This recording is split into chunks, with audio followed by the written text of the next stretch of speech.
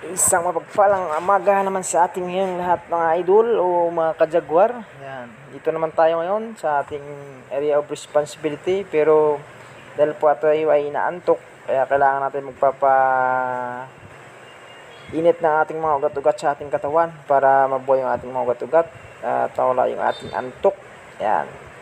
Kaya magpapayos-payos muna saglit o magpapainit muna si Jaguar saglit. Tingnan nyo guys yung ating ginagawa. Hindi naman po yung pangpalakasan kundi pang pabuhay ugat lang yan. Para tayo maging healthy yung ating kalusugan o pati yung ating katawan. Yan. Kaya kahit pa paano ay magpapainit tayo ng ating mga ugat-ugat at maggalaw-galaw yung ating mga ugat na hindi nagagalaw dyan. Kaya kailangan natin i-stretching yung ating mga katawan muna. Yan. Ayun, kung nakikita nyo dyan. Yan. Unat-unat ng ugat-ugat para tayo ay maging malakas at maging masigla yung ating katawan. Ayun. Tinanggal pa talaga yung damit, no? Para lang magpapawis. Yan. Yan lang guys, maraming salamat sa pagpapanood. At ito po ay magkadugtong pa. Yan. Diyan na muna tayo. Yan. Kain guys, kain.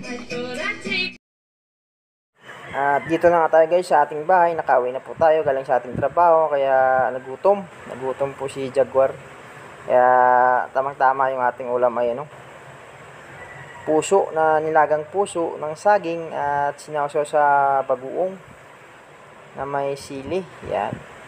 Nakakagana pala itong ulamin guys. Yung bagoong o di kaya tinabal. O tinatawag nito sa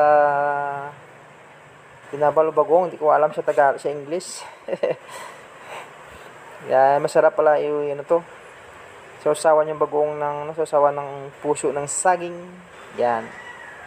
Kung nakikita nyo guys, nakakagana ka magkain pag yung ulam ay ganyan, bagoong o tinabal na ating sausawan na puso ng saging ang ating sinasawsaw dahil more vegetable po yung ating iniulam lagi. Madalang po tayo kumakain ng mga karni o paminsan-minsan may isda, pero kadalasan talaga gulay-gulay para pangpahaba ng buhay.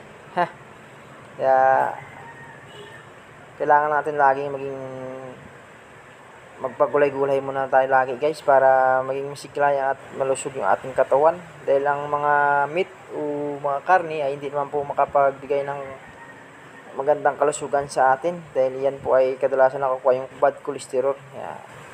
Dito yung mga gulay ay puro natural, walang mga halong preservative at walang bad cholesterol ito na makukuha. Kaya ito talaga ang makapagbigay sa atin ng magandang pangatawan at kalusugan. Kaya lagi, kung nakikita niyo ako, lagi puro gulay ang ating kadalasan na inaulam. Lalo na pong wala pang bili lalo ng isda, kaya more gulay po tayo dyan. Kita niyo naman guys, yung ating katawan ay healthy na healthy, no? Kaya walang fats. So tingnan niyo yung ating katawan dyan ay natural lang. Walang fats, kunting lang. Ito po yung ating habit sa pagkain, yung gulay-gulay lang tayo lagi. Yun.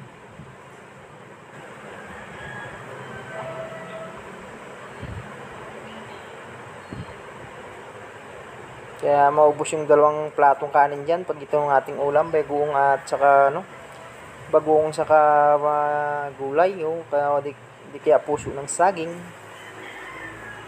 Yan. Ganon.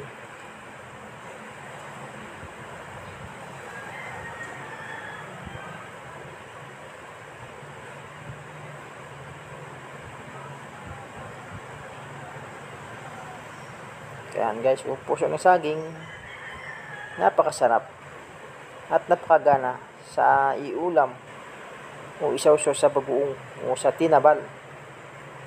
Yan.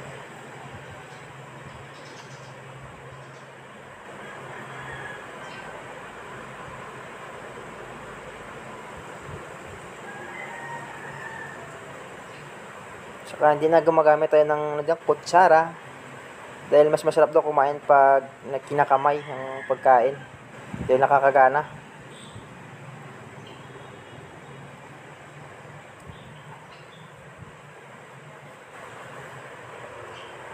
Yan, hanggang dito na lang po tayo at maraming salamat sa inyong panonood. Sana magustuhan niyo po yung aking video. Maraming salamat.